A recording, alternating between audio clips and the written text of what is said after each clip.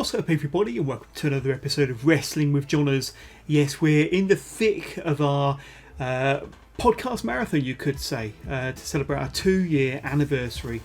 This right here is episode 161, and it's part 2 of our the best of Wrestling with Johners interviews from the last couple of years. In part 1, which is episode 160, go and check that out in the archives on your favourite podcast channel or right here on YouTube. You can check out places 10 through to 6, and they're all voted for by the listeners. We sent out a poll, a survey link, where you could go and click and select your favourite interviews from the last 2 years from Wrestling with Johners. And here is part 2, the final episode where we chart places 5 through to 1. So who'll be in the top 5? Who'll be number 1? You'll have to see. First of all, at number 5, let's get straight into it. It's Royce Isaacs. So in this really, really fun interview, from a few months ago, as a matter of fact, April 2020, we speak to Royce, one half of the Wildcards, of course, former NWA Tag Team Champions. We discuss about getting into the business, working over for DDT over in Japan as the Miracle Ass. I'm sure he won't mind me saying that. It was his words, not mine. We also discussed the formation of the Wildcards with Thomas Latimer, working in a studio environment, kind of bringing back the NWA power, of course, winning the NWA Tag Team titles with Tom Latimer, and working with the Rock and Roll Express as well. This was a really, really fun interview. I absolutely loved this. Check out these exclusive clips from my interview back in April with Royce Isaacs. Firstly, I want to congratulate you and the whole team doing a great job in the fantastic success of NWA Power. A really, really fantastic kind of setup you've got there. It's been a breath of fresh air to wrestling fans all over the world. Can you tell me what you enjoy most about that studio wrestling scene, the whole NWA setup they've got going at the moment? Yeah, man. I think that studio wrestling has been really unique and let us kind of help carve out our own niche to do our own thing versus like a lot of other people doing similar kind of stuff. It's kind of been nice to, I feel like we are a legitimate like alternative. Like we are doing our own thing and it's not affected by anyone else and it's unique and different. And I think it's good. Like I like that there's like a breath of fresh air in wrestling right now. And I think NWA Power really fills that void nicely because it's got a different feel and a different look and different kind of characters and presentation. And so I think that's really important. Like a lot of people, it's like there's real artistry to trying to do your own thing and be unique. And so I think that's what we're trying to do at the NWA. Yeah. And how did you first get involved with NWA Power? How were you approached to be part of the show? So I had been talking with the NWA since last year. I had met Billy and Lagana at the Hollywood tapings, Championship Wrestling from Hollywood tapings, and so we had a little bit of a rapport. And then when Crockett Cup last year was coming up, we started talking about the possibility of me actually being used and working with the NWA. And then after the Crockett Cup went really well, and then me and Tom won the tag belts, it was, obviously it was like, okay, cool. Like you're going to be a part of Power now, and let's see where you fit in and how you and Tommy develop as a team and everything. And, now we're just getting to that. And then, it sucks to have this hiccup here, but I can't wait to get back to it with Tommy. And, there's some new tag teams out there that are free agents. So like, I would really love to see, there's some dream matches that I didn't even necessarily like consider before, that I didn't even think were going to be happening or be possible, that now seem to be a very real possibility. Well, absolutely. I think you're kind of referring to the Revival there, and I've done a couple of podcasts talking about their release from WWE, and I mean the Revival. They just seem like a natural fit to the NWA with their style and their heel personas. But that would be a pretty good match. The Wildcards versus the Revival on NWA Power. I mean, I would love to wrestle the Revival, and I was including the OG Club. Like I'm a big Lucas Rose and Carl Anderson fan, and so to get to lock up with guys like that of their stature in wrestling would be great. Those are two. Like if you were like, hey man, just like offhand, doesn't matter where they are. give me your top 3 dream tag matches. Like that would be 2 of them right there. You know what I mean? Yeah. Like Yeah. those are 2 of the best teams in the business for a good reason. The Revival are airtight with all their stuff. The way they move in the ring, the way they control the ring is really impressive. But I think the club kind of almost gets, for whatever reason, doesn't get the credit that they're due, because it's like they've had quite the run since their genesis in Japan. Like they've always just been a top, threat to anyone kind of team, and I think they're going right back to that now that they're on the indies once things are back to normal. Do you remember that kind of day when you made that decision, that light bulb moment, and thought, right, I'm gonna seek out a training school or some facility that can help me? I was actually at a show in Denver, Colorado. Like I didn't really know much indie stuff. Like I didn't know, like, other than WWE and the like obvious stuff that was out there, PWG and Ring of Honor. Like I didn't really know there was much of an indie scene. And I've been looking for, actually, like I really wanted to get involved, but I couldn't find anything in Denver at the time. And one of my friend's girlfriends found a show in Denver. They still run. It's called Lucha Libre and Laughs. And I remember just having like the best time at the show, where I was like, yeah, like this is something I want to do and I want to try. And how the fuck do I get involved with this, And I talked to the promoter afterwards, Nick Gosser, and it wasn't like, the funny thing is, like, the show, like there couldn't have been more than like 100 and something people there. The wrestling talent wasn't great, but like there was just something like a live wrestling show. I was like, this is where I want to be. And so I started training literally 2 days later with this guy, Lonnie Valdez, at a place called the Butcher Shop in Denver, Colorado. And, funnily enough, the Lucha Libre and Laugh show, like I said, it's still running now. They run like sellout, like 600 something people there, like call the fire marshal kind of shows, like just crazy, like really good. And the talent in Colorado is a lot better. And I've been on their anniversary show the last few years as well, and done some really fun matches for them. So it's really cool. Like both myself and Lucha Libre and Laughs have really grown over the last 6 years. Yeah. So if you're in Denver, Colorado, or if you're visiting Denver, Colorado, and you get to check out a Lucha Libre and Laughs show, I highly recommend it. Have you got any kind of like wrestling heroes of the past, or maybe more recently, that people that have really influenced you in your style or your presentation? Yeah, I mean, I have a pretty long list, I'd say, of people that I've taken something from. There's not a lot that I've taken like a ton of their stuff from, but like I'm a big, like I said, I'm a big Stone Cold fan, so there's certain things I take from him. Yeah. Steiner guy for sure. I like Dolph Ziggler a lot. I like Taz, Mr. Perfect, Rick Rude. I like taking from people like that. Just taking little pieces here and there that I find.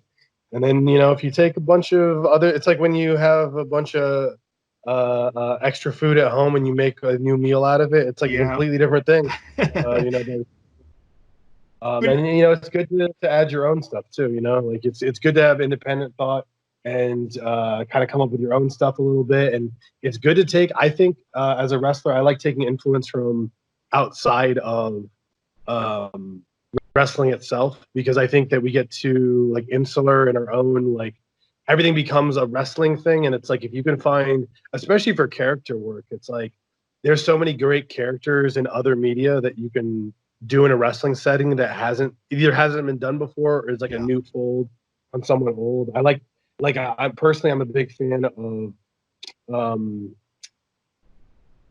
Kurt Russell's character in Big Trouble from Little China. Jack Burton, I think is his name, is like a really good anti-hero. Or like Johnny Cage in the first Mortal Kombat film is a really funny but interesting anti-hero that you could kind of play as a heel or a face dependent. Like there's a lot of like cool stuff like that you can take little pieces of your character from that work with you naturally. One story that I'm particularly interested in, Royce, is I understand that you worked for a little while in Japan for DDT, and you picked up a bit of a strange gimmick there, an interesting gimmick with chopsticks. What can you tell me about your time in DDT and this kind of chopsticks gimmick? Yes. So Royce Isaac's DDT was much different. It was the Miracle Ass was my gimmick. And it was almost similar to like the Joey Ryan like dick flip with the hand arms and I'd put them through the back of my trunks, squeeze my glutes, and then I'd break their arm. Wow. So I was teaming with Danshoku Dino, who, if anyone isn't familiar with him, they've definitely seen like either a GIF of him or like a clip or like one of those ones that ends up going out whenever anyone goes, "You think wrestling's fake? Then watch this," like where he's like doing like a kiss battle back and forth with Kota Ibushi or whatever. Like Dino's been out there for a long time. He's done a lot of wild, crazy stuff. He's a master, I would say, of comedy wrestling. He's one of the very, like, he is master level up there with like a Kikutaro in terms of being really unique and interesting and finding ways to take like a wrestling trope and then flip it on its head completely and make it something new and funny where you go, oh yeah, like that would normally happen in a wrestling match, but because he's the whatever wrestler, this happened and that's cute and hilarious or whatever. Anyways, so I would tag with Dino and we would come out, he would cut a promo explaining I have the miracle ass,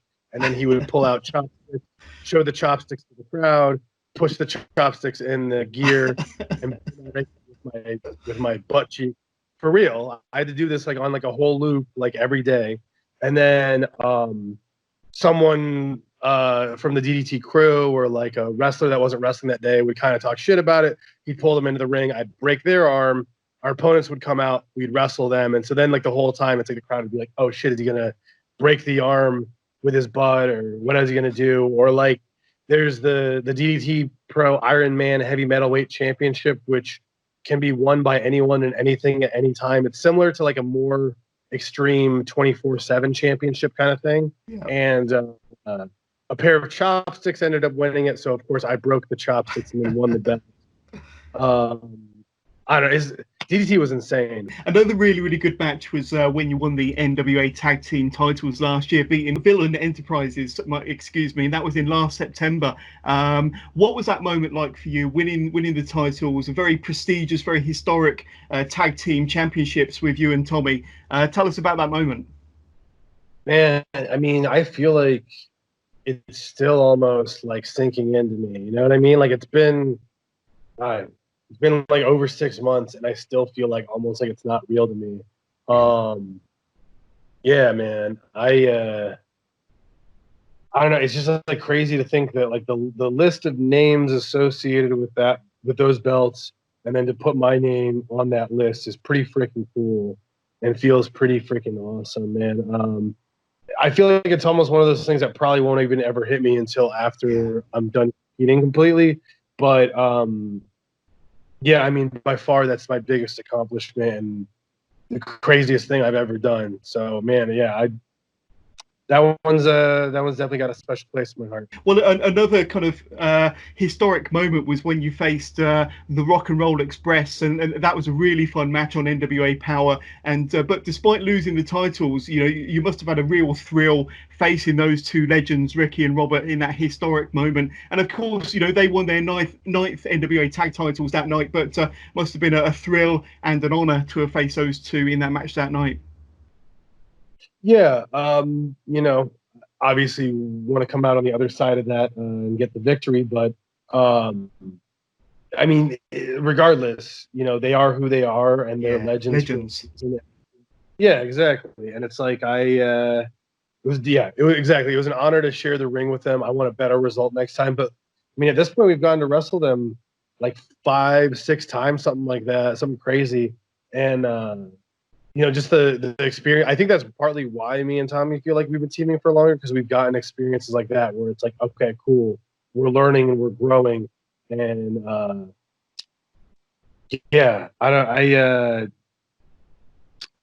don't know, man. I gotta say the Rock and Roll Express are pretty crazy to me that they can still keep performing at such a high level. Man, still. Yeah.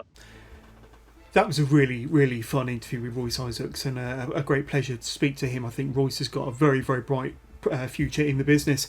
But number 4 on a list of most popular, your favourite Wrestling with Johners interviews in the last couple of years. Another stateside guest of mine, the Mile High Magnum, Dak Draper. So Dak, was an absolute blast to speak to, an absolute pleasure.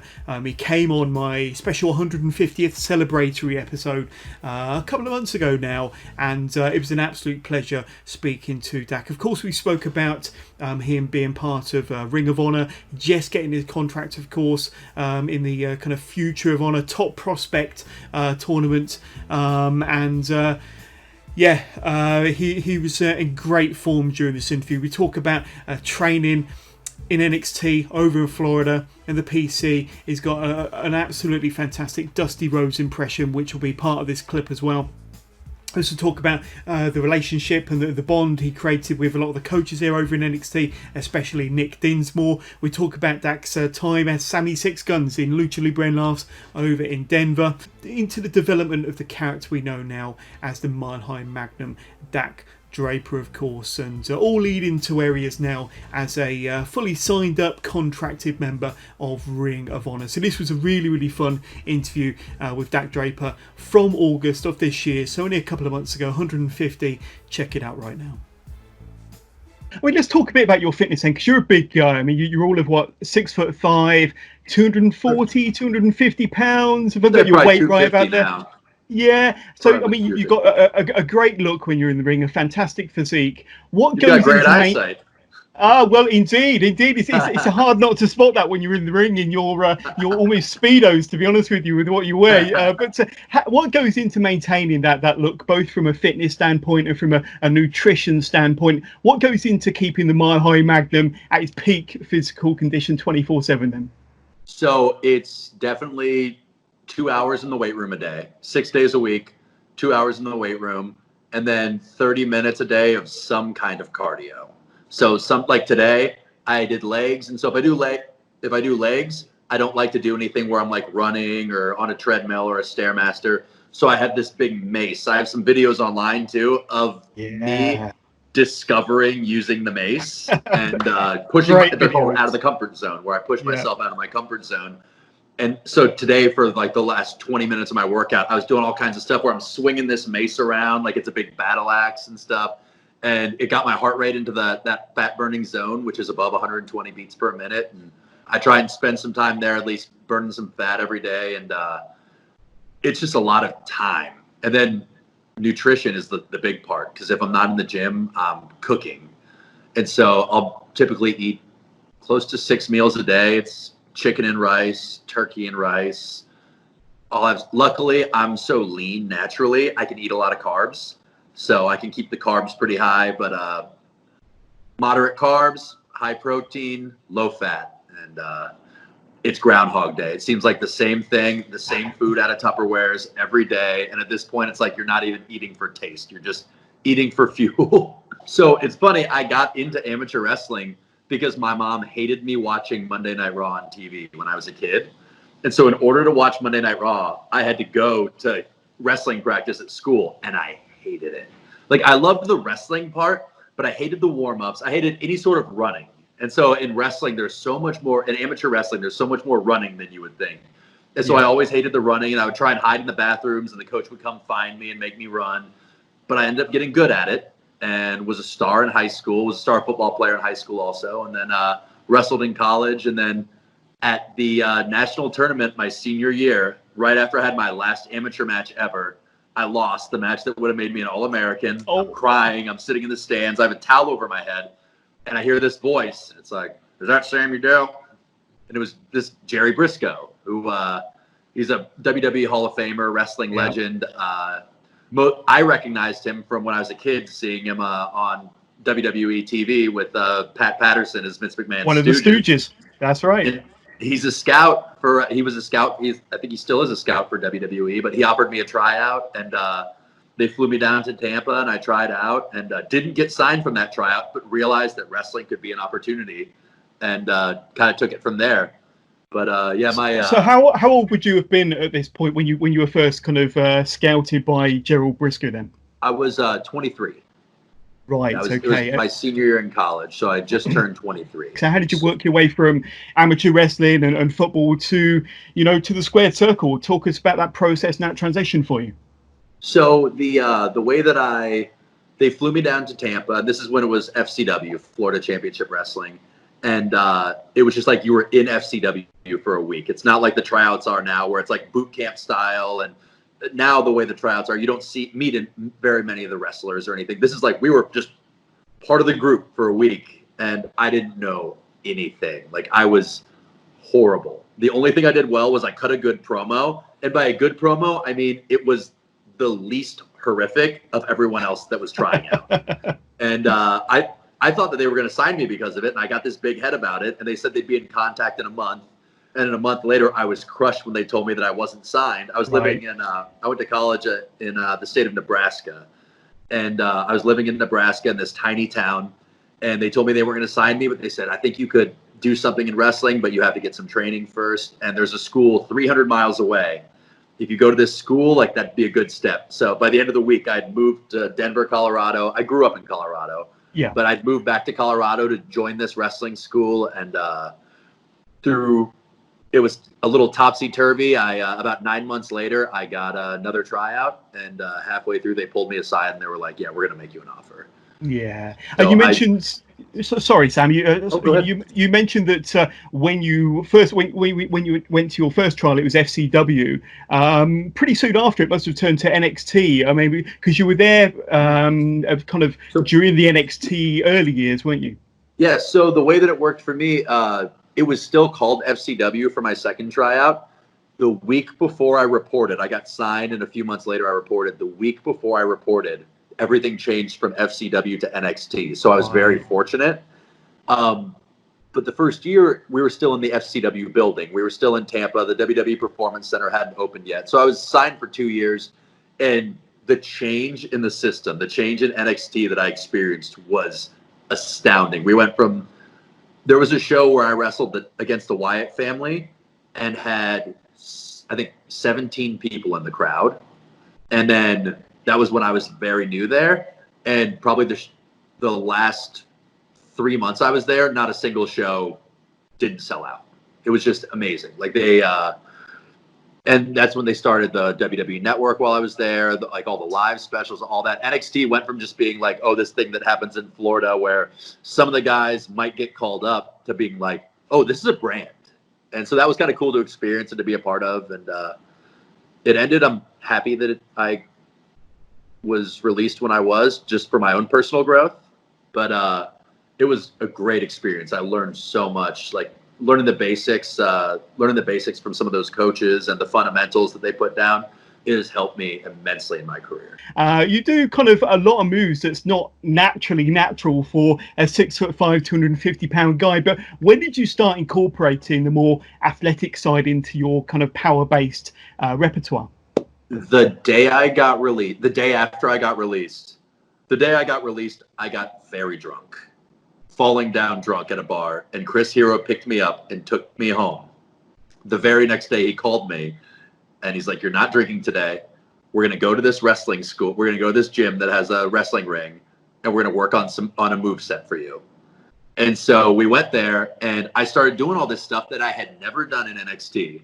And he was like, why didn't you do this in NXT? And I was like, I was scared to. They told me to follow this formula. And I started doing the athletic stuff, and it was so fun to do. And it started to get good reactions when I did it in front of a crowd. And so it started with that little run up the ropes, with the little, where I bounce onto the top rope. It started with that. And then it just kind of carried from there. And there have definitely been times when I've gone too far with it. Once I tried to jump from being in the ring to the top rope without the little run up the ropes, and just slipped on the ropes and fell out of the ring. Ouch. Which was awesome.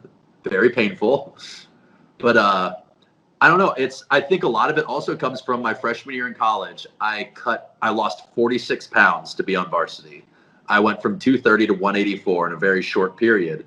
But being a big guy that all of a sudden was a medium-sized guy, I was just really skinny. I had to wrestle guys that were so much more agile than me and so much faster than me. So you have to adapt. And so I think I adapted. I became a lot more athletic that year. And so I think I got to be a light guy for like 6 months, and I kept a little bit of agility from that. Yeah. No. So if you want to be agile, lose a lot of weight for a while. And then did you have much interaction while you were there with either Triple H or Dusty Rhodes? Now, everybody's got a Dusty Rhodes story, and I know that there's so many fun stories of his promo classes where Dusty would, kind of help or interact with the talent as they were trying to work their way through promo classes. But did you receive any kind of feedback from Hunter or any of the officials there, or have any interaction with Dusty? You got any funny stories from those times backstage with NXT then, Dak? So Dusty was such a treat, and I wish I had been a little bit more experienced to be around Dusty, because there's so much stuff that just went over my head, or things he says, or things that he said that I think about now that I'm like, oh my God, that makes so much sense. But at the time, it just was like he was speaking a different language. But one of my favorite things is, this is when I was working closely with Dinsmore.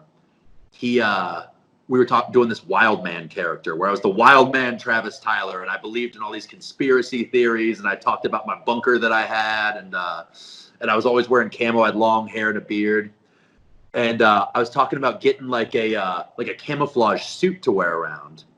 Dinsmore told Dusty that I was going to buy a full-on like tree costume, and so I cut my promo that week, and I don't know this, and Dusty goes, "That was great, but what about this tree?" And I was like, what do you mean? He's like, "I heard that you're going to Bass Pro Shops and you're going to buy a giant tree costume." And I was like, no, I'm thinking about getting this camo suit. And before I could even explain myself, he goes, "We put all this work into a character and you want to walk around dressed like a Christmas tree?"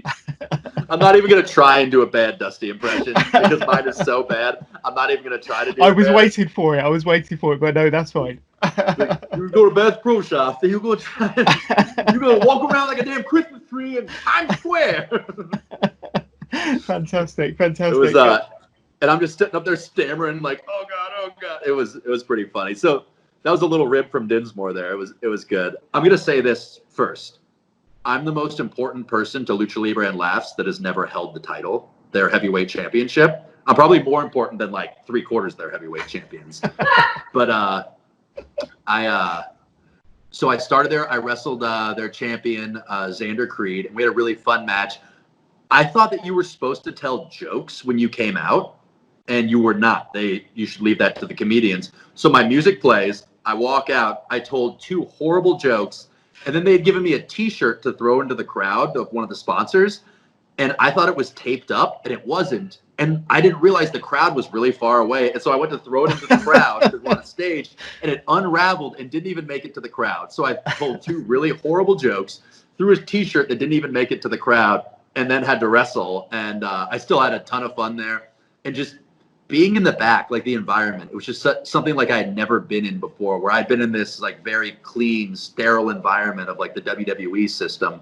And so to go to Lucha Libre and Laughs, where it's just like, it was just like the locker room at the time, especially, was like small and dirty, and it was so much. It was almost like watching the show Shameless. There was just so much personality to it, and it had me hooked immediately. I really I love Lucha Libre and Laughs. I still think one of the best matches that ever happened in Denver was it was Sammy Six Guns versus Chris Hero.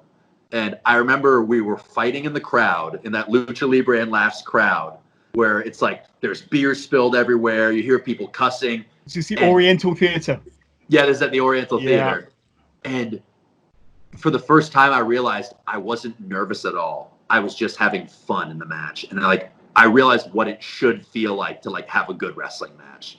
And so like I discovered myself at Lucha Libre and Laughs. Yeah, and just but don't tell Nick Gossard I said that. I've actually got a question from Nick Gossard, the founder and promoter of Lucha Libre and Laughs, and the co-founder and promoter of Respect Women's Wrestling, both in Denver, of course. Now Nick asks, ask Dak about taking an elbow drop from Bobcat Goldthwait. So I know that Nick recalled this conversation, this story in his interview that we had a few weeks ago, but tell us your version of events with taking an elbow from Bobcat. Okay, so I was wrestling Nick Dinsmore, and we're in Omaha at Crom Comedy Fest in Omaha, and Bobcat Goldthwait is on the card, and Nick and I put this match together, and he goes, "Bobcat Goldthwait's here, we got to use him," and just runs out of the locker room, and he's in full Eugene gear, and he tells Bobcat, he goes, and just only one time, he goes over with Bobcat Goldthwait, who has never been involved in a professional wrestling match, tells him one time, here's what we're going to do. You're running from the crowd and you're going to drop an elbow. There was supposed to be 2 ref bumps. So Nick was supposed to get bumped, and then another ref was supposed to come out, and he was also supposed to get knocked out, and then Bobcat was supposed to come in. The other ref was this kid who was brand new. This was like his second show as a ref. He's taking his stuff off. Nick goes, hey, we need you for the main event. And he's like, what? He's like, yeah. And so WWE superstar Eugene is telling this kid who's brand new and so nervous, is telling this kid, hey, put your gear back on. Also goes over the spot with him only one time. So this kid's shaking in his little ref shoes. And so he's waiting there, watching out the curtain, waiting for his cue. Nick gets bumped. Bobcat just sees that ref bump and just runs straight in and counts the 3. So it's fine. We go with it, which makes it the greatest rib for that poor kid. So that kid's sitting there and he's nervous. And then his time never even came to run in. But then Bobcat counts the 3 and he gets up and Nick goes, drop an elbow on him. And Bobcat's like, what? And he goes, yeah, just drop an elbow on him. And so Bobcat goes to drop an elbow on me and just falls on me, which is fine because he's tiny. And then he rolls over on top of me. So now I'm on my back, and Bobcat Goldthwait is face to face with me like this. And he goes, oh my God, are you all right? And I'm like, yes, our mouths are touching right now, Bobcat. It was great. Oh, what a fantastic story. And look, so I've heard 2 sides, 2 versions of that story now, and it just gets better and better.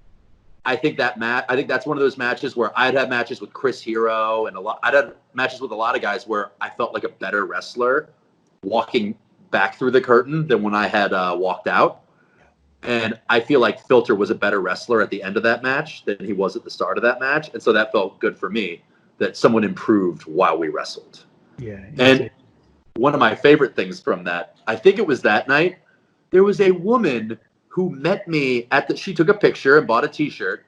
And then she was a middle-aged woman, and she thought that she was sending me direct messages on Twitter, but she was just tweeting at me, trying to like meet up with me. And it was like, it's not like I like gave her like, it was like, yeah, let's meet up or anything. She just said, hey, I want to see you again. And she was tweeting these things so everybody can see it. And it's like, are you at the Applebee's in Glendale? And like, you're really sexy. And all the wrestlers start retweeting it. And so it starts avalanching, getting these retweets. And this poor woman probably has like a family at home. And she's pining after the Mile High Magnum. And that was pretty, Nick loved that. Awesome.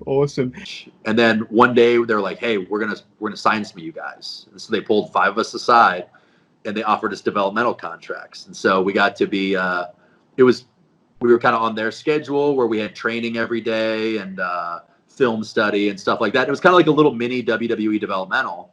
And I made me remember what it was like to see other guys go up and other guys get on TV when you're just sitting there watching. And when I remember one day, one of our producers was there and he's walking out and he says, Top Prospect Tournament's coming back. And I was like, I wonder if I'll be in that. And I was like, I wonder if I'll even be in the Top Prospect Tournament. And I was like thinking, he probably wouldn't have said anything if I hadn't been there. And so I'll probably be in it. And then they asked me to be in it and they asked me about like the dates I was going to be in it. And I was like, oh, I think I'm going to like win a match in this thing. And so it was, and then as it went, I realized that, oh, wow, when I made the finals, I was like, oh, wow, I could actually win the Top Prospect Tournament. And it was really cool for me. From a year before, I had felt like I lost everything with NWL shutting down. Like with NWL, I thought I was just going to live in Kansas City and be the NWL champion forever. And so I felt like I'd kind of lost everything. And it felt really good to kind of like rise from the ashes of that and realize that instead of that being the end of my wrestling journey, I used it as a springboard to bounce forward. And now I'm looking to capitalize on that as much as I can. Indeed. And it was the ROH Top Prospect Tournament that gave you your much deserved push and added recognition. So tell us, how, after winning that tournament, the Top Prospect Tournament, how did you feel a certain amount of justification for all of the hard work on the indies in the years before, since leaving WWE? Did you feel justified, and did you feel that you were really on an upward trajectory? I feel like I'm on an upward trajectory, but I don't feel like it's justified yet. And I'll probably never feel like it's justified, I think, because I think the kind of person that I am is that you always want to get the next thing. Yeah. Like I get to one goal and it's like, well, okay, well, I won the top prospect tournament, but I didn't win my TV title match. So how do I get that? And I'm sure if I win the TV title, I'm going to want the world title. But I think that's a trait of successful people where you're always looking for that next opportunity.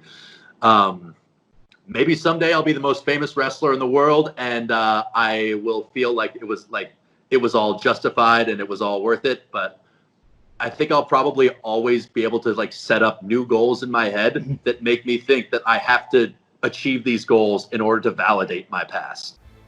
It was an absolute pleasure to speak to Dak Draper, and if you're listening or watching this, Dak, thank you so much for being part of that 150th episode. But number 3 on your favourite Wrestling with Johners interviews over the last couple of years is the Yoga Monster, Mike Seidel. So this was from back in July, and I think it was about 146, episode 146, when we spoke to the Yoga Monster. This was a really, really fun interview. We talk about his beginnings as a wrestler, backyarding with his brother Matt Seidel, former Evan Bourne from WWE, of course. We talk about Mike's journey through 3XW and his time with Ring of Honor between 2010 to 2013, then his few stints back at Ring of Honor in 2015. He had great matches in Ring of Honor with the likes of Adam Cole, Christopher Daniels, Tommaso Ciampa, and Seth Rollins, of course, and so many more. We talk about his time with Ring of Honor, and then we talk about Mike's time over in Japan with Dragon Gate Pro, teaming with the likes of Akira Tozawa, Ricochet, Apollo Crews, Shinjo Takagi, and so many more. Mike also discusses his love for Lucha Libre and laughs. A big place in my heart for the Denver-based promotion, and his time as the longest reigning Triple L heavyweight champion. And defended his title against the likes of Keith Lee, Orange Cassidy, Colt Cabana, Nia, Royce Isaacs, and so many more. We also discuss some matches that he's had with WWE as well in the last couple of years, on Monday Night Raw against Noam Dar, Lucha House Party, the Viking Raiders, and being on 205 Live as well. So hopefully that's a place that we'll see Mike Seidel back in sometime in the near future. But he's doing great stuff in Lucha Libre and laughs, and I can't wait for you to check out the entire interview, episode 146. Otherwise, here's the clips from number 3 in our top 10, Mike Seidel. Now, obviously, you mentioned your mother, Matt, who is obviously, some of my listeners might know him as Evan Bourne from WWE, of course, and a former X Division champion in Impact, and a champion over in New Japan. Impact. Let's not forget, he was dual champion. Yeah, he was indeed, and he had a lot of success over in New Japan as well, certainly in the junior heavyweight tag team division. So what was it like with the two kind of Seidel brothers growing up, huge wrestling fans? Did you ever get into trouble doing wrestling moves on one another?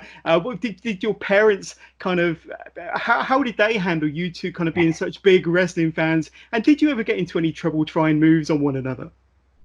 I don't know if we ever got into any trouble doing moves. I do remember when we were Matt's always been real acrobatic. When we were real little, we would watch the Smurfs, and there was I remember one season on the Smurfs they introduced, I forget the guy's, it was like Jungle Smurf or something. He would swing from the vines, and Matt loved him because he would swing around and do flips.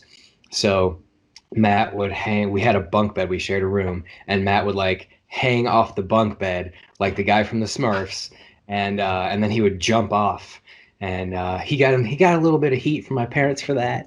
But as we got older and got into wrestling, I wouldn't say we ever got into any trouble for it. It was really a positive and productive thing for us. So, of course, it gave us something positive to do, a healthy way to enjoy time with our friends by watching wrestling. And then when we got a trampoline and started our backyard wrestling company, then that gave us another healthy way to stay active and express our love of pro wrestling.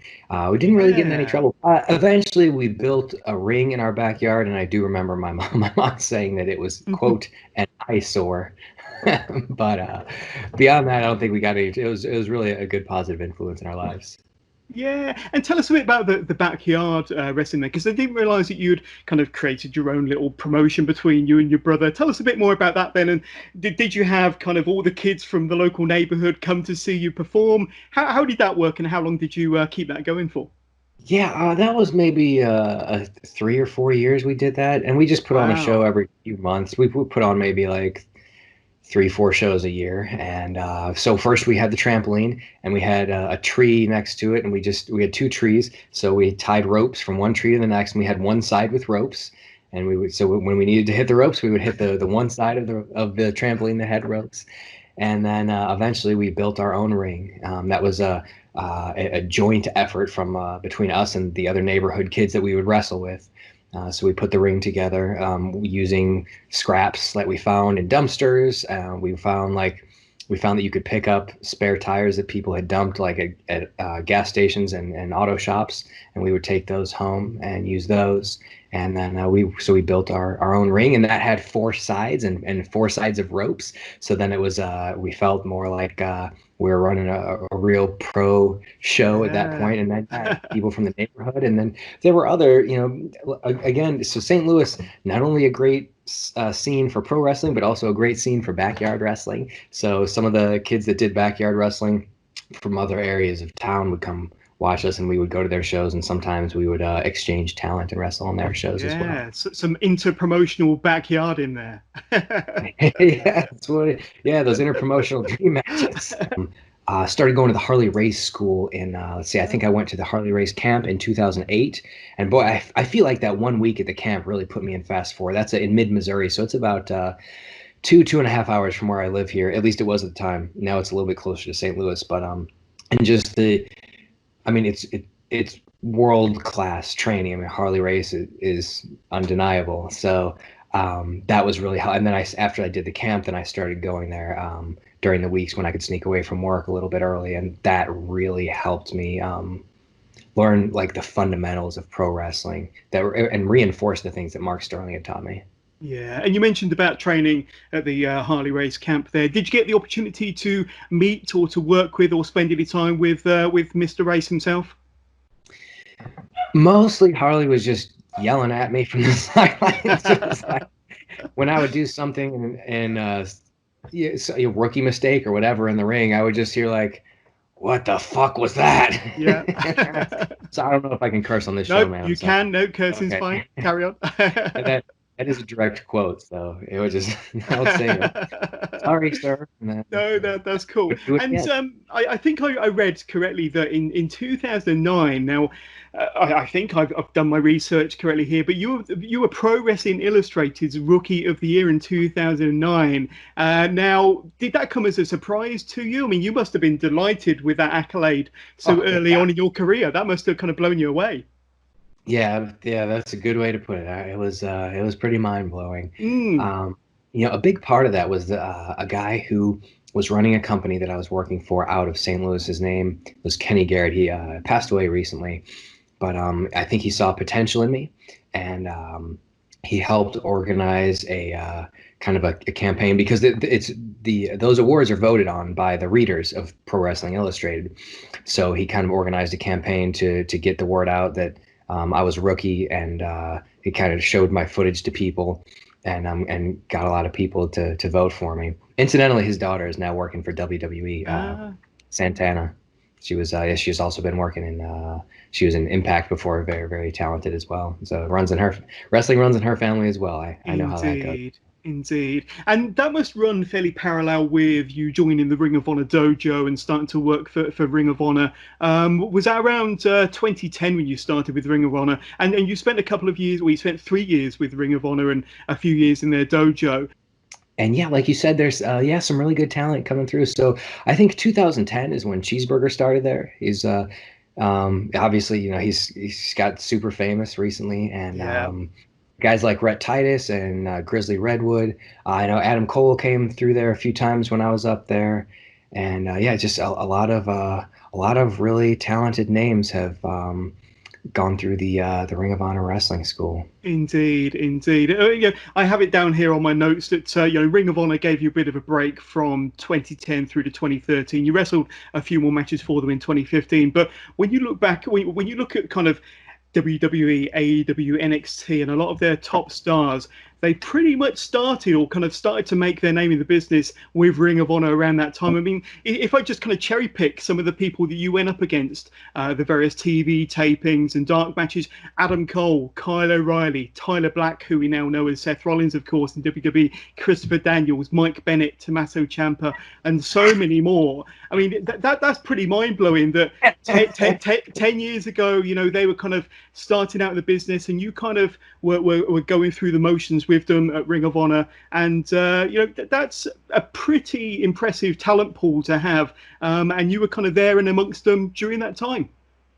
Yeah, I was very, very fortunate to be able to get in the ring with those guys. Definitely, every time I was in the ring with them, learned something. So yeah, it was very helpful. So I think Ring of Honor saw some potential in me, and I'm fortunate for that. So and it was one of those things where I was just there all the time between like 2010 and 2013. I was just there all the time. So it was like when a spot opens up, well, we know we have this guy, we know Mike's hanging around, so we can throw him in a match here. And eventually got to the point where I was getting like booked actually like in advance, which was really cool for me, like to see my name on the list when I got there, as opposed to just seeing a blank space and hoping that they put my name.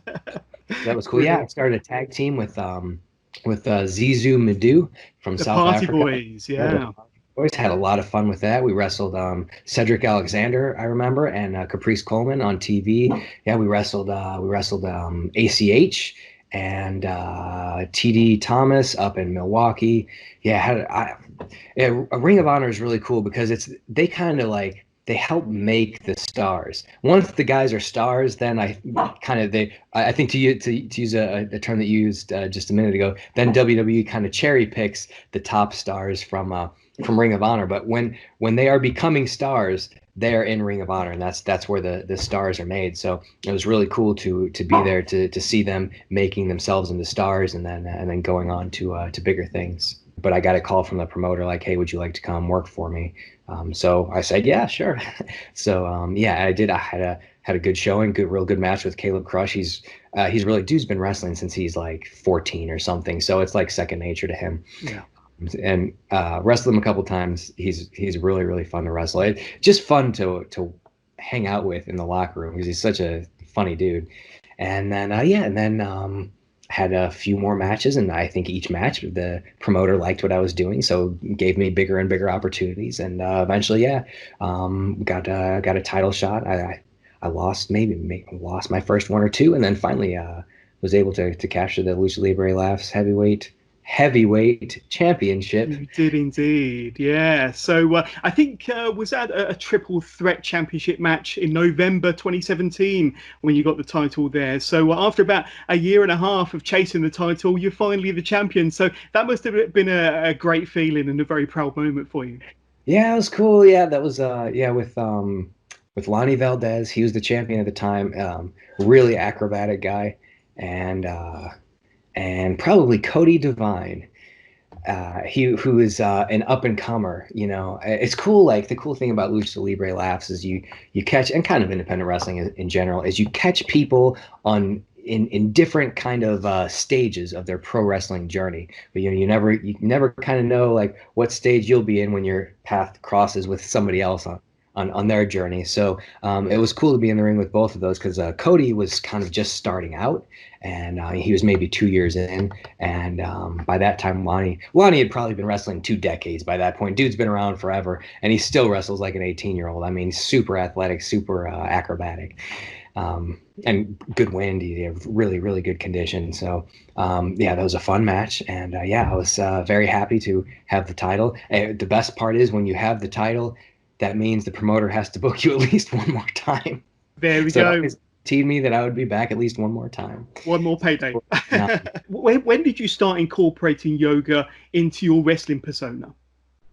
Yeah, good question. So I think I touched on earlier, I started doing yoga there in like 2006 when I got that DDP book.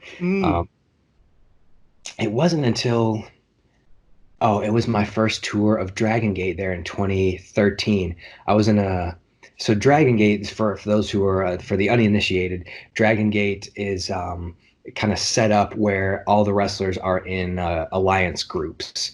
And the group that they put me in when on my first tour there was called Monster Express. So each wrestler in the group had their own like specialty. So, and here's where I'm going to come out with some names again, and it's just mind blowing. So, I was in there with Shingo, who is now in New Japan Pro Wrestling. He was the Power Monster.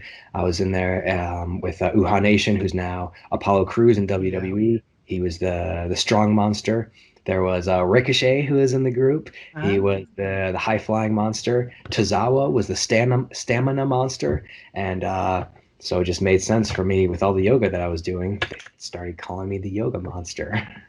So that really is when I started incorporating yoga into my persona of what I am in the ring. The cool thing about that, man, is once I started doing that, then my wrestling character became more like my real self. And man, when I go back and I look at like my old matches and my old kind of my old interviews and promos, it always seemed like a little bit forced and a little bit like rehearsed, just because I was trying to kind of be somebody or something that I wasn't. And now that I'm the yoga monster, I mean, that's what I am every day of my life. So I can just be myself, and maybe like they say, turn the volume up, of course, but I never get lost. I always know whether I'm talking, whether I'm like doing an interview, or whether I'm in the ring with my actions. I always know what to do because I don't have to think like, what would somebody do in this situation? It's me. I know what I would do in this situation, so I just do it. I mean, besides your singles success, you've had much success as a tag team wrestler as well, Mike. More recently, you're pairing with is it Luke Langley as one half of Enlightenment, but you did manage to tag with your brother Matt, didn't you, at a Lucha Libre last show? I think it was last June now, so about a year ago, against the 1%, Royce Isaacs and Jorrol Nelson, of course.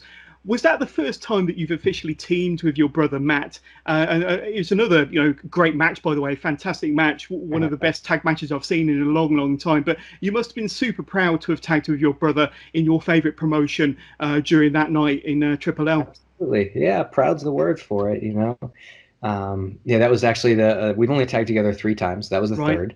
So we tagged for the first time. We tagged in Japan in 2015 there for Dragon Gate.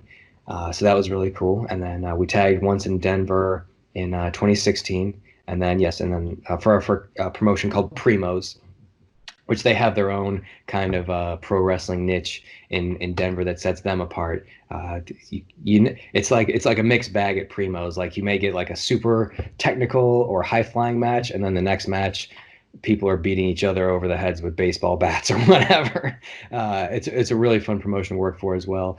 And then for the third time we were able to tag there for Lucha Libre last. And what was really cool is being able to wrestle the 1%. Who there's a team that's another kind of like Anaya case where that is a team that's just ready to break through, and now they're kind of in holding pattern for during the coronavirus. But so it was really, really cool to be able to get in the ring with both of those guys and then experience the chemistry between the 2 teams. That was a lot of fun.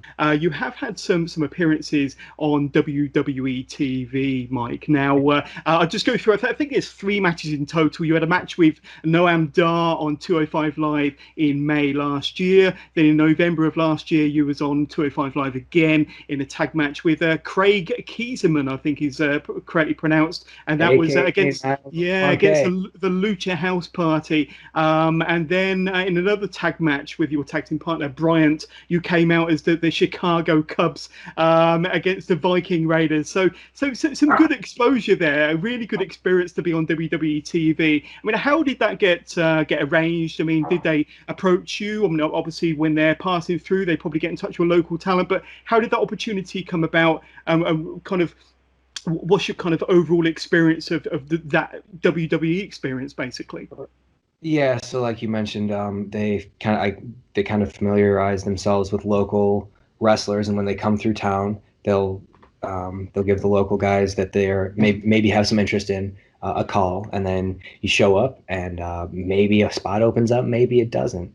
And I'm lucky enough that three of those times that I showed up, a spot opened up, and they put me in the spot. So they must not absolutely hate me, because they didn't just use me once; they used me three times. So they must like Mm. me somehow. There's something about me they don't hate, so I'm happy with that. And yeah, the thing with it's interesting that you mentioned earlier, like seeing all these guys that are superstars in WWE now, when they were kind of ready to break through, like making themselves into stars in Ring of Honor. Yeah, I remember being at the tryout seminar that the Viking Raiders were at Ah. for Ring of Honor, and that's where I met them. And then of course I saw them at shows, and would hang out with them from time to time, just kind of hanging out and talking a little bit at the shows.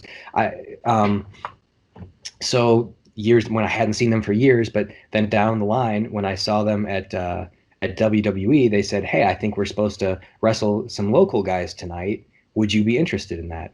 I said, "Yes, I Oh yeah. would." So it really helped me to get out. And you did mention this earlier, when you asked, like, did it help me to get out of my local area and go to different cities and wrestle? And absolutely, it did. So in addition, really the primarily important thing of doing that is getting to see other styles and experience other wrestlers in other places, and incorporate the best pieces of what I find there, and also kind of into my own presentation, and also get to know those different crowds, because every city is kind of has a little bit of a different vibe to it. But then the other kind of bonus about that of getting out of my comfort zone, of my hometown, is making the connections with people. And that just happens. The Viking War Raiders just kind of happened to be one of those connections that ended up coming back full circle for me. Indeed, yeah, and I personally think that WWE could do with a good yoga-based gimmick. I think you could be a good fit there. I think they haven't got a yoga-based gimmick, so yeah, let's get you on the show more frequently, definitely. But 205 Live is a good fit for your NXT, but hopefully you'll have more appearances on WWE TV fairly soon.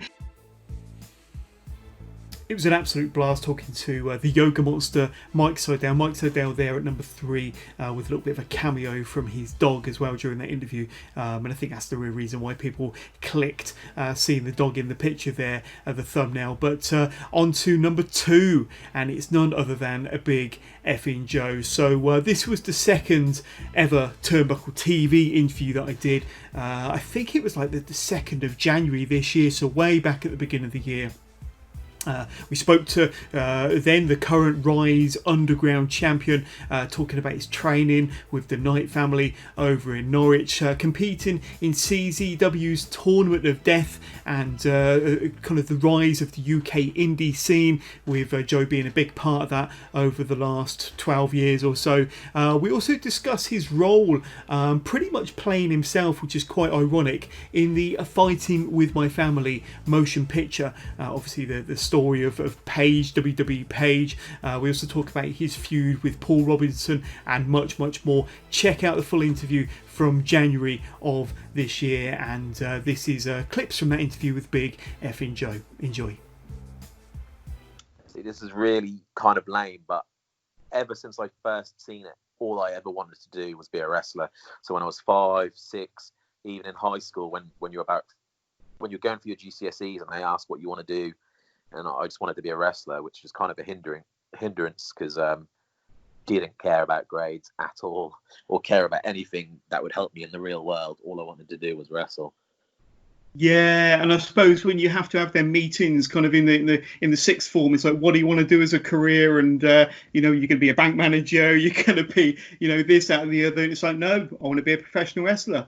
And yeah, I had similar conversations when I told my teachers I wanted to be a snooker player. And yeah, it's like, well, we can't help you, son, but go on. The thing is, with a snooker player, you have to have skill. With wrestling, you don't have to have any skill at all to actually make money. So. Well, maybe, but my snooker career didn't get off the ground, and your wrestling career did. But so tell us a little bit about your training then. So Where did you start training? At what age? Who was it with? Who got you into the business? I started when I was 18 with the UK pit bulls. I went actually on my 18th birthday. I travelled down. It took me about 4 hours on train to get there, only for the school to be shut that day, which sucked balls. Yeah, they were kind enough to. The gym was actually open, but the wrestling part wasn't on that day. For whatever reason, they were kind enough to actually let me get in the ring and take like one bump. So my whole journey wasn't wasted. And I went from training with them to a similar location to WAW. So I started training with the Knight family as well. Yeah. The pit bulls were cool enough because a lot of training schools are like, you can't train with this person, don't train anywhere else, and all that sort of bullshit. But the pit bulls were like, train with anyone and everyone, no matter how good or bad they are, you'll learn something. So they were super cool. That's cool. And so you had training with the UK pit bulls, then you kind of got brought into kind of WAW and the Knight family. What was that experience like, kind of training with the Knights? I mean, they're probably more famous, more prominent now than they were when you started training, but were they a good bunch to be around? Were they helpful? Did you find that their training was useful for you? Yeah, massively. The only difference was their classes were a lot bigger. So when I trained with the pit bulls, that might have been like 4 to 8 of us in a class, and they were twice a week at one point. And WAWs were much bigger classes, but I've got nothing but good things to say about them. They all played their part in teaching you different things, because you'll notice the family are quite distinctive in their skill set, if that makes sense. Yeah. Like, they're totally different wrestlers. Like Sweet Soraya is totally different to, say, Zebra Kid, but you want to learn from all of them. So, I mean, quite a lot of the UK talent, certainly, over the last 10 years or so, they've gone through the doors of WAW. I mean, that they've wrestled for the Knight family at one time or another. I should imagine a fair portion of the UK talent has passed through WAW. And everyone from like Alex Shane to Nick Aldis, Marty Skrull had like some of his earlier matches there.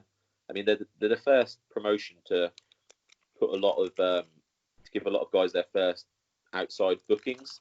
Yeah. Which is you can't ever slate them for that. They get a lot of attention in Brit Rest, but good people in my eyes. This kind of more hardcore, brawling, physical, big effing Joe that we know now, has that always been your style, or has that always been your kind of preferred style in the ring, Joe? Or have you been a bit more technical in the past? Talk us through your development as a professional wrestler and the different styles that you've kind of trialed over the years, I should say. It's the sort of stuff that I always wanted to do, because I was more of a fan of ECW, CZW in my teenage years, for sure. It was always the sort of stuff I wanted to do, but in wrestling, you can't just come out of a training school and do a death match or something like that. It's just, you shouldn't do it. People do it, but you shouldn't. And you have to like earn your stripes. And in wrestling, when I was like brought into it, they had like the 7-year rule.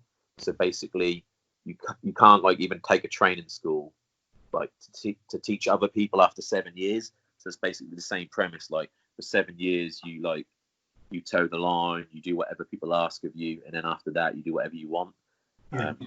And to be honest, like, I think I'm a pretty good technical wrestler. Like, I used to do a lot of technical stuff, especially for WAW and promotions like Premiere, where it's very much based on actual technical wrestling, and it's more of like an older crowd. I can't even remember where I was going for this. The technical wrestling stuff. So yeah, I like doing that sort of stuff. But I'm never going to be the best wrestler in the world. I'm never going to be the best like high flyer in the world. There's kind of a niche in England for like big guys, like brawling and the blood and guts and the chaos and that sort of thing. Like, I think wrestling for me is all about moments.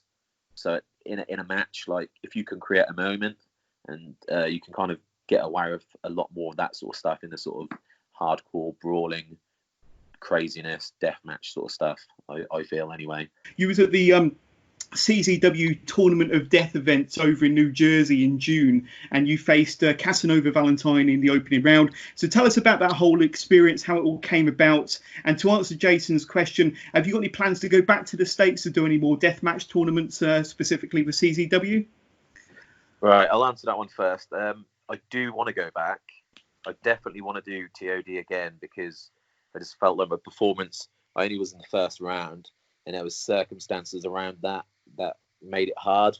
Like Casanova did a double shot that day, so he was wrestling in New York, and it got to the point where he wasn't even at the venue, like through traffic and stuff, and they were like, if he doesn't turn up in this match, we'll put the tag match on before, but if he doesn't turn up during a tag match, you're just going to have to wrestle a total stranger, you know, like, and considering that as like the biggest match of my career, I didn't want to do that. You know, I wanted to wrestle Cass because I've wrestled him before, and you know, just to have something thrown on you like that would like suck balls. So luckily he turned up, and the match was, I was really happy with, but I just know if he like circumstances would have permitted, if he was there like 2 hours before, an hour before, then the match would have been so much better. I suppose you would be more mentally prepared, wouldn't you? Because you're probably thinking, isn't he going to show up? But you got your match in the end, though, and you said it was probably the most important match of your career. I mean, how did it all come about? How did you get invited to be a part of that tournament then, Joe? So I think it was the year before I tried to do like a Facebook like campaign, just like throwing my name in the hat, and then just I had like a better year, like getting more prominent with, I guess, like the videos that I was in were getting more traction, seen by more like deathmatch fans. They're quite a tight-knit community, and I think through that DJ Hyde contacted me, and basically we sorted the details out, and it went from there. Pretty simple, really. I mean, I kind of bluffed my way into it because there's far more deserving people than me, but I guess every year they've kind of had a British gimmick. They had obviously Jimmy Havoc and Clint Margera, then they had Drew Parker, and obviously they've become more successful, so they had to scrape the barrel and get the third-rate deathmatch guy. But far from scraping the barrel, Joe. Come on, but it's something you definitely want to do again. You definitely want to go to the States and possibly take part in the Tournament of Death again. Yes, definitely. I mean, I'm down for any tournament. I really want to do the Nick Gage Invitational because grew up watching Nick Gage, and that'd be kind of a trip. But anything, man. I've got things in the lined up potentially to go to the States, but I never believe stuff like that until my name is on that flight ticket. You've had some other great matches, certainly in the last 12 months. You've had a really excellent match with Boris Kozlov. You had an excellent match with Martin Kirby that went into the streets of Bradford. You've even wrestled inside a gym. You've wrestled inside a Greg's Bakery on a motorway service station. But I was really impressed with your match with Saxon Huxley for Rise. It was a pretty wild and fight. Went out of the venue. There were all manner of weapons used, Joe, including fire extinguishers, security railings. You even interrupted a rock band's performance before finishing your match. So your matches never seem to follow convention, do they? No, that's the thing. Like, that's what I want, is because I always think of wrestling like this. Like, so you get people like the Young Bucks, right? Who are fucking, they're awesome, and they do like a million things in a match, and I'm a massive fan of them, and they're really good. But then I imagine them as like a band like Dragon Force that play like an 8-minute song that's really impressive and loads of crazy guitar solos, but then you'll get a band say like the Ramones or Blink-182 or something that'll be like a 3-minute song, super simple, but then you remember it more.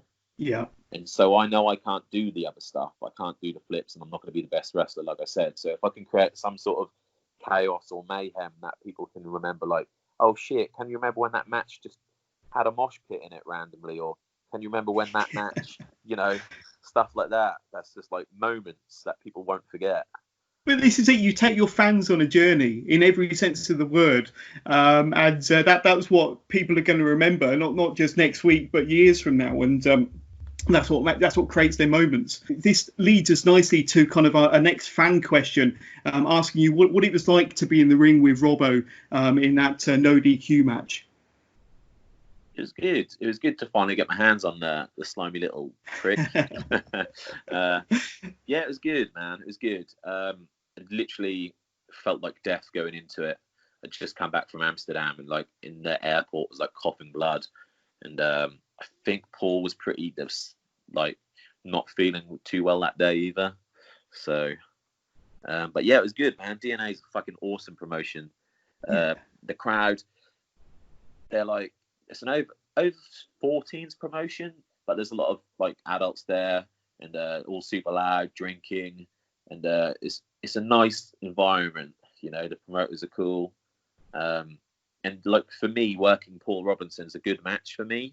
So obviously, everyone in England who's a wrestling fan should know who Paul Robinson is, and they're not obviously going to know who I am. So it ups my profile to be in the ring with him. You know, as much as like I might not agree with some of the things he says, I obviously respect his talent. So yeah, it's good for me. Yeah. And do you fancy getting Paul in the ring under the Rise banner and having a proper death match with him? I would like to, but I think like, okay, so like the Progress thing, I don't think they'll let Paul Robinson have a death match with me. I'm pretty sure there was a reason at DNA it's not a fucking death match, it was a street fight. Yeah. There's no fucking way, you know, that they'll have the odd death match at Progress. But he's had a few with Jimmy Havoc in the past. Yeah, I know, but you've still got to think like Progress are funded by WWE partly. Yeah. So really, are they going to let any of their talents? I don't know. It's weird politics, but I want to see it happen, and I'd like to see it happen. But I can't. Yeah, I think the fans want to see it happen anyway, as well. Not with me. But I mean, I want to touch on what you just kind of alluded to there. I mean, you've gone on record as saying that you represent real independent wrestling, and the likes of all the other promotions that say that they're independent, that they're just arse kissers, and most of them just want to contract with the big boys. Can you explain the difference between your type of independent wrestling and what some of the others out there are saying are their independent wrestling? I mean, you kind of see it differently, don't you? Okay, there's no slate on. It is a slate. So I'm so stoned I shouldn't be saying this shit. But so like back in the day, like there was FWA obviously, and there was so many fans that went to that. And then like Progress seemed to attract like a lot of the hipsters, like the fans that just weren't there before. Like where the fuck were they when it was like, you know, I'd go to one WAW show every 2 months. Like they weren't there, and now suddenly they're all there, and they think like that was British wrestling. They think Progress is the be all and end all of British wrestling, which is kind of annoying because there's so many great promotions out there that are doing totally different things. And so that's one issue with Progress that I just think's pretty lame. Two, they say they're punk rock and pro wrestling, but they're funded partly by a multi-billion-dollar corporation. So I don't really see that as punk rock anymore. Yeah, true. Like you're just NXT UK with a PG-13 rating or something. I don't know. Yeah. You know, because like NXT UK, obviously all the wrestlers there are really good and stuff, but the product's a bit more tame and a bit stale. Whereas Progress is like what they could do if they were a higher, you know, age rating, I guess. A lot of people might not know this, but you had a kind of a small part in a certain film that a lot of us wrestling fans have probably seen. It's actually a very good film. I thoroughly enjoyed it. I've seen it a few times. But Fighting With My Family. Now, it's obviously the kind of Hollywood dramatization of kind of Paige and from the Channel 4 documentary Fighting With My Family. And so you were there as part of the kind of NXT tryout scene, kind of towards the beginning of the film, and you were there with other kind of UK independent wrestlers as part of this tryout scene. Now, how did you get involved in that movie, Fighting With My Family, and what kind of experience did you have during your time on set there? So it was really dumb luck. They were doing a casting about 2 miles away from a Premiere Promotions booking I had. So it obviously made sense to drop in on the casting because I was getting paid to go that way anyway. Yeah. And it just went from that. Like I literally didn't think I was going to get the part when I turned up, and I seen everyone else there. I thought, fuck it, I'm just going to go in some pants. They wanted you to wear wrestling gear. I was like, nah, I'm just gonna wear pants. Fuck it. There's no point getting changed for this shit. And yeah, it just turned out they wanted a load of jobbers, so I fit right in my pants for the role of reject, like WWE reject. It worked out well. Yeah, it was all right. And I'm guessing you enjoyed the experience. And it probably, what was it, a day shoot or a couple of days shoot? It was 2 days. It was Yeah. really fucking long for such a short scene. I mean, they made us do wrestling, but they cut that, which is probably for the best. And it was just really long, like shooting the same scene again and again. But it was really interesting. Yeah. There was a funny bit where Vince Vaughn come across as really cool, but there was a bit where his shoelace come undone, and instead of like bending down to tie it up, he just looked, and this woman hit the ring to tie his shoelace. but I suppose with your kind of connections from your earlier days with the Knight family, it must have been quite a pleasant experience, kind of doing a film based on the Knight family, bearing in mind your connections with them from your early days. It was fucking weird. Like, who would have thought in, say, 2001 they'd be making a film about the Knight family? Yeah. Like, if you know them and how down to earth they are, you just couldn't imagine it. So that was pretty surreal. And then the fact that I got to do a role, because the tryout where Paige got signed, I was actually on the same tryout, like when I was like back in the day when I was in shape. No way. I was cool. on the same tryout, yeah, with her and Zach. Obviously, she got the gig and I didn't, so I was in a roundabout way playing myself. Wow. Which is a double kick to the balls. Yeah. To add to the irony of it, when they did the premiere in Norwich, I got asked if I wanted to work security for it that day by a security company. Wow. Yeah, I know. You should have said no. I should be in there. That's a cool story. That's a really cool story. So we are down to our number one, the most voted for interview, your most favourite Wrestling with Johners interview over the last couple of years, and it's with none other than Mike Mad Dog Angus. This was episode 135 from way back in May of this year. I'd done a podcast with Mike earlier on in the year where we kind of spoke about WrestleMania 9, if I'm not mistaken, and we did a little bit of a look back at that. But Mike agreed to come on to do a kind of in-depth interview with myself, and we did it in May. It is actually my most watched interview on YouTube, and one of my most watched / listened to episodes of all time, if you take into account all of my audio listens. But we kind of did this interview back in May, and I've struck up a really good friendship with Mike Angus ever since. Mike tells us about his extraordinary encounters with some wrestling talent from all over the world, and some of his wrestling heroes on his many journeys to the States for WrestleMania, many of the conventions that he's attended. We talk about being a ring announcer for TNT Extreme Wrestling, and kind of all of the fascinating, weird and wonderful people that he's had to introduce over the years. And his interaction with stars such as Randy Orton, Michael PSAs, the OJMO, Rob Van Dam, Alberto Del Rio, Gangrel and the Nasty Boys. This was a really, really fun interview. Genuinely one of my favourite interviews, and one of my favourite guests, and one of my favourite people in the wrestling business.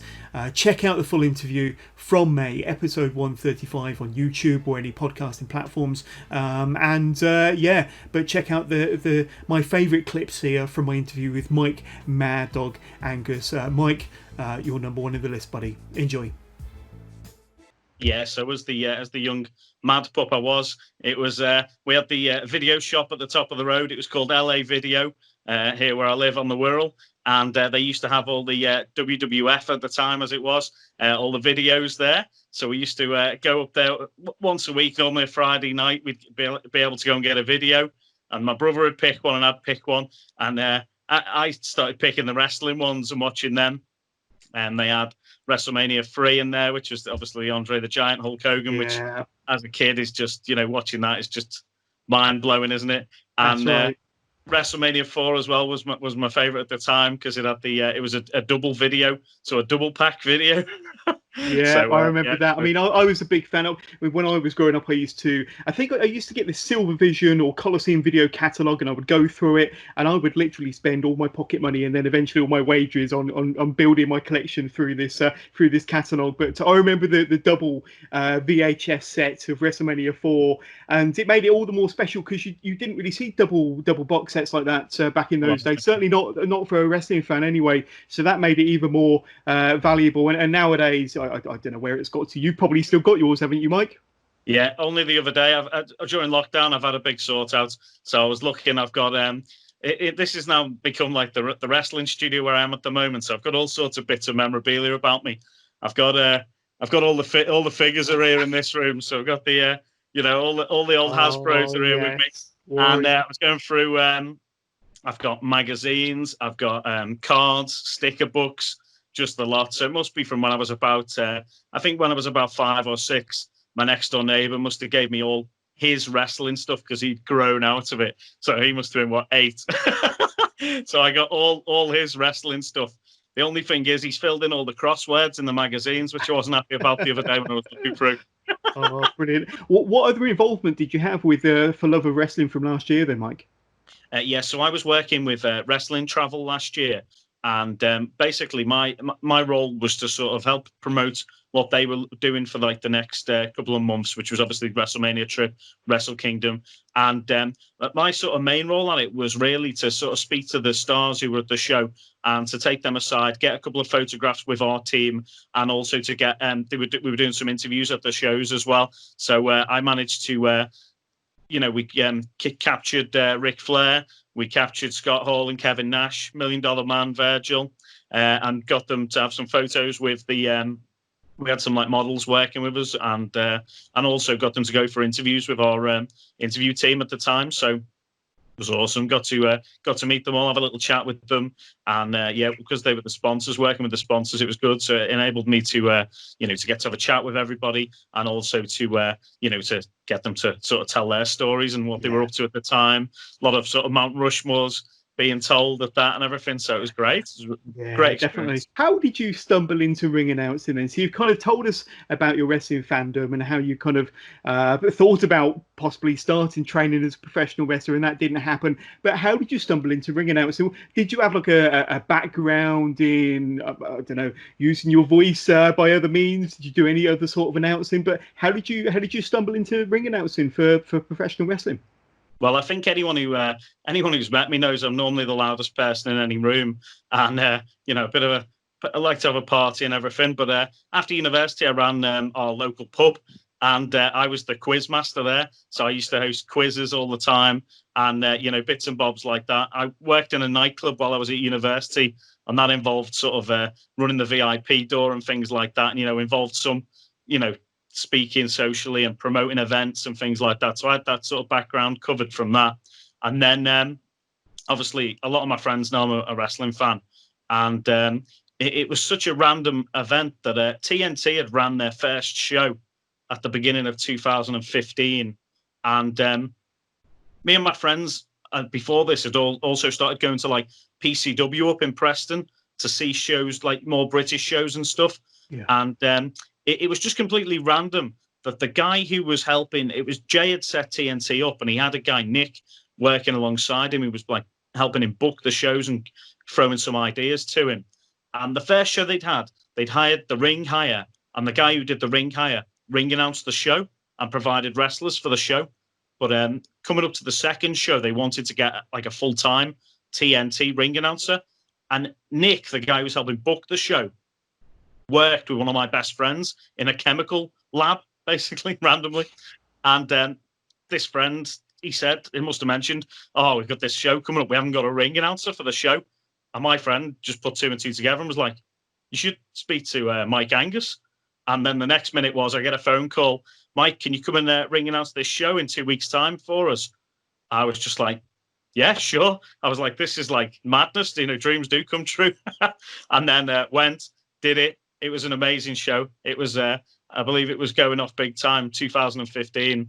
It's available on Turnbuckle TV. And that was my very first time ring announcing. And it's out there for everyone to see. So you can marvel at the moment when I called it TNA instead of TNT. And I tend not to be someone who gets starstruck as such. But I just enjoy my job, enjoy what I'm doing, and I really appreciate getting to speak to them, at that level. And there's so many of them, just almost all of them are sound, and it's just great to meet these people. People like your Will Ospreay, Tyler Bates, Pete Dunne, Jody Fleisch. They're all just nice people, and they're going out there and absolutely smashing it. One of my sort of favorite stories that I like to. Well, I don't like to tell it too often, but an interesting match. One of our favorite matches we had there was Pac versus Pentagon Jr. And the interesting thing was, I was sitting backstage before the show and was introduced to Pac, shook hands with him and everything, very respectful, nice guy, had a little chat with him. And then Pentagon Jr. came through, and it was the first time they'd ever met. Wow. And I bet that was a show stealing match. I bet that was just truly awesome. Yeah, it's available on YouTube and on Turnbuckle TV, and it's one of the best matches on the card. And I just couldn't believe it. It was the first time they'd ever met, and that was it. And then an hour later, they had one of the best matches in TNT history. So, but it's just amazing. And that's something, thinking back about something like that, that's when you sort of think, wow, you can be starstruck from that, because it's like, how did them guys, do that? How have they just gone and had the best match of the card when they've only ever met each other once? And when you sitting at ringside after announcing the wrestlers, the bell rings, the match starts, what would you say has been the best ever match that you've witnessed from the comfort of being the closest person to the ring as the announcer? What would you say is the best match that you've seen as a ring announcer that close to the ring? Yeah, I always get told off for being in the shots and stuff, so... It's like, move, mad dog. I have to make sure I'm in a nice spot where I can still see what's happening, keep in touch with it, but not be in the way of the cameras and things as well. So it's always in the back of my mind. But so I've seen some absolutely awesome matches. So El Phantasmo going up against Ray Phoenix was absolutely insane, and that was the same night as Pac versus Pentagon Jr. So that was. Yeah, that was one of them nights that just blows your mind. Pete Dunne versus Will Ospreay was amazing. I've been just so lucky to see all sorts of great matches. Just trying to think what else we've had. We've had just great tag team matches. Kings of the North and Purge always have great tag matches. And some of the hardcore matches we've had, just mind-blowing. If you're into sort of extreme wrestling, check out either of the DOA tournaments. Last year's won by Mickey Whiplash. This year's Clint Margera, both just mind-blowing shows, honestly, and they're just well worth a watch. But you've been to quite a few shows yourself, and we've spoken about one or two of them. Now, I think I may have alluded to at the top of the show, you've been to 2 WrestleManias, if I'm not mistaken. I think you mentioned WrestleMania 23, and you're sitting on the WrestleMania 23 chair there. But any kind of like special moments from these big shows that jump out at you? Any kind of like really cool stories? Because I know that you've been to 1 or 2 Hall of Fame ceremonies as well, and some WrestleCons, and really interacted with some of the big international stars over at these shows. Any kind of special memories or cool stories that you can tell my listeners about? Yeah, of course. So WrestleMania 23 was a real special one for me, because it was when I'd graduated from university and decided I should treat myself and actually have a bit of an adventure. So I decided I was going to go to WrestleMania 23. It was a lifelong dream, and it was in Detroit, and it looked like it was going to be a really good card the way it was building up. So I got my tickets for that one from through WWE, through travel packages. And I thought, if I'm going to go, I might as well go and get the best. So I got like a platinum package for that. So that was like the top deal. So that while I was there, that was just, they look after you with everything. I said to a lot of my friends were like, how much are you paying for that? We might come. And when they heard how much I was paying, they were like, oh no, you go and enjoy that. We'll see you next another time, for a UK show. So, so I just went to that, and there was loads of stuff going on with that. We were put up in the Marriott Renaissance building in Detroit, Michigan, which is the tower you see on the whenever it shows Detroit, it shows like the 5 towers, and it's that building is the hotel.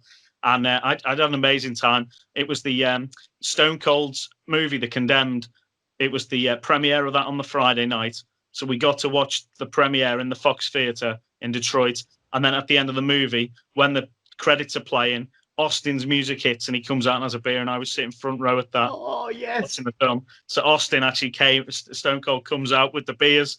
He's giving beers out to everyone in the crowd. He's like, what did you think of my movie? And all that. Austin 360 says, you just watched my first ever movie, cheers, and all that, So that was crazy. And then the next night was the Hall of Fame. So Mr. Perfect got inducted into the Hall of Fame. And that was an absolute random one because it wasn't that late on in the afternoon. It was sort of I remember it being sort of it was probably about 5 o'clock in the afternoon it started or something like that. And as everyone was coming in, my seat was right behind where the wrestlers have like the front section of the theatre. My seat was the first row behind them. So Jimmy Hart was sitting in front of me, and I had all sorts of all the superstars are in front of me. So I think I had Ricky Steamboat, Jimmy Hart, Sergeant Slaughter, Harley Race was like the row in front of me. So I was just like, this is amazing. Legends. And as everyone came in, they all had like a procession of them all coming in to get their seats. So I got photos of them all in their suits and all that sort of thing, And then that was Mr. Perfect got inducted on that one, and JR got inducted. And it was great. Really good Hall of Fame. And then afterwards, the nearest bar came out, crowds everywhere. And there was the coaches for the wrestlers were there. They were getting coaches back to their hotels. And all the guys are getting onto the coaches. Pat Patterson is at the front, our first coach. And he's sort of directing traffic. Get on the coach. Get on the bus. Get on the bus. Crowds of people in the street. I'm trying to get along to the first bar, which is at the back where the coaches are. Thinking, I'll get in this bar, have a beer, and wait till it's calmed down a bit. As I'm trying to get past, Rob Van Dam's come out, and it's in Detroit, which is obviously his hometown. Yeah.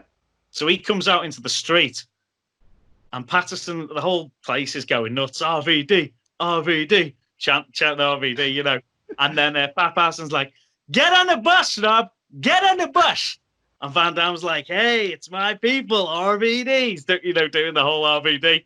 The next minute, he jumps over the guardrail and gets crowd surfed off down the street. And Pat Patterson is losing his mind. Rob, what are you doing, Rob?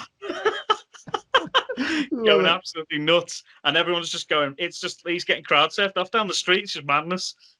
So, wicked stories, really, that really was good. Amazing. And then and I made it to the bar anyway after sort of 10 minutes of seeing Van Dam. He got back on the bus, and the bus has pulled off and everything. You made it onto the bus finally. I bet Pat was relieved. Yeah. And the buses went. I went into the bar, went up to the bar, went to get a drink. A young lad from Liverpool. What was I? How old had I been at the time for that? Must have been 21, probably 21, 22. Old enough to have a drink at the bar anyway. And went up to the bar, and the guy next to me, I look across, it's Michael P.S. Hayes. Nice. Freebird. And I said to him, oh, Michael, it's absolutely honoured to see you. Can I get you a drink? And he's like, what's that accent? Where are you from? I said, oh, I've come from Liverpool for the show tomorrow. He says, oh, I'll get you a drink. Michael Hayes bought me a Jack Daniels and Coke. And he says, there's no point just getting one Jack Daniels. He bought the bottle of Jack Daniels. Wow. Bought the bottle of Jack Daniels and like a platter, like a New York platter of food sharer. And he gave me a drink. And then he's like, do you want some food? And I was just like, you have a chicken wing. And then he introduced me to his wife and like one of his friends and stuff. And I ended up sitting with Michael P.S.A's and just having like an evening after the Hall of Fame, evening with Michael P.S.A's, just chatting to him. Honest, I've got loads more. I've been so fortunate. Some of the things I've ended up going to that I've met people like I went to WrestleCon in London in 2015, and ended up staying in the hotel that it was at. I thought might as well stay at the hotel. Not often you go down to London.